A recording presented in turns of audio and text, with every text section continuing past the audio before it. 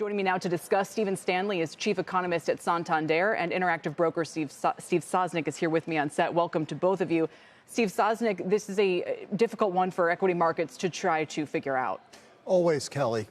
These geopolitical events are not actually in the equity market's wheelhouse. I look to bonds, I look to oil, I look to other commodities if it's a place where it matters, because that's what bond traders or commodity traders do, is they're laser focused on this stuff. Equity traders focus on revenues, earnings, cash flows of companies, and this is very hard to draw clues from. Absolutely. I think the tone today, though, has rapidly shifted. It's not just the missile attack. We've also had disappointing ISM numbers this morning. The Atlanta Fed's GDP number was revised lower. People suddenly, just yesterday, the equity index was in the extreme greed territory. You wake up today, and it feels as though it's a reset.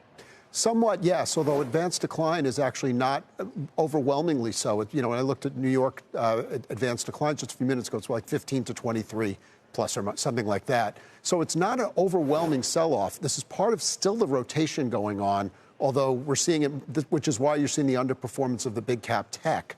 But this is definitely the kind of environment now where you do have to be more concerned with fear. I think we were finishing out the quarter with a lot of greed, and for good reason. It was a great quarter to be greedy.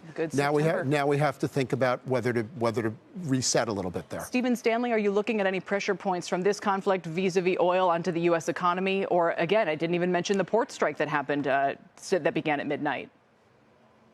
Yeah, I mean, I think anytime you're talking about the Middle East, the first thing that markets are going to consider is the price of oil. And as you say, we've seen it go up a little bit, although before today, oil was about as low as it's been. The price of oil is about as low as it's been in a few years. So it doesn't feel like this is going to be a huge stress point on the economy, but it depends on how far this goes. I mean, Israel is not an oil producer. Lebanon is not an oil producer, but Iran is. And so if this thing escalates, as Mike and Ed were discussing, if it escalates to a point where Iran is under direct attack, then presumably the oil markets are going to be affected more significantly. Of course, and any jump for the U.S. consumer into the holiday as well is going to be one that is not taken kindly. That said, we got job data this morning that tells us hiring is still a little bit weak. Yes, there's more job openings than there were, but we'd like to see that pace pick up a little bit, I guess, to assuage concerns about the economy. Do you think rate cuts will help in that regard and kind of help guarantee that we can try to pull off some kind of soft landing here? Over time, I mean, it's, as Milton Friedman said, there are long and variable lags, and I think it will take a while for the rate cuts that have begun to take full effect. So I think the economy is probably in for a bit of a soft patch over the next 2 or 3 quarters, but I'm hopeful that by the second half of next year, that lower rates will help to get us back on track. And finally, on the inflation front, do all of these skirmishes and sort of supply chain issues, as the escalation in the Middle East, all add up to a more significant event on that front, or do you think we can still continue the downward trend? Well, I think the thing there to keep in mind is that the genie is a little bit out of the bottle, in that inflation was very low and well contained for many, many years, and then the pandemic came along and we saw inflation flare up. And I think there's a little bit of muscle memory there. Now, firms kind of know what to do when there's a supply disruption, and that is to try to raise prices.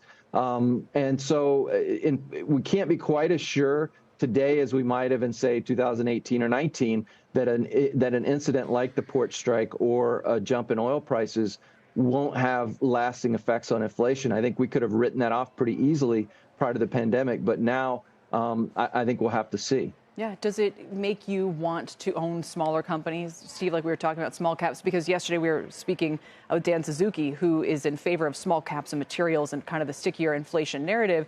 But I keep going back to, if that's true and rates are on the margin higher, the earnings power of the Russell 2000 falls significantly. So it feels as though, how do you own it sort of with sticky inflation, but want to avoid it if we have higher rates? This is the problem I have with small caps, is because the narrative is so fluid, because you can make a case for them either way. And part of it is just because the size of the Russell 2000 fits neatly into some of the mega cap stocks. So if money flows, it's going to move. But I don't see this as being a great environment for small caps. They don't have a lot of pricing power. They don't have a lot of market power. In many cases, because they're not particularly profitable, they're very reliant upon rates. And so if we're talking about a soft landing, we're not talking about the sort of robust economy that lifts all boats. So I'm very cautious on them. I can't necessarily be outright bearish on them because, again, if the money flows, it flows in, they're going to move up. But there's not, to me, a compelling reason for that to happen. Understood. It makes sense. Gentlemen, thank you. Steve Sosnick and Stephen Stanley. Thank you. I got all my S's correct. We really appreciate your time today.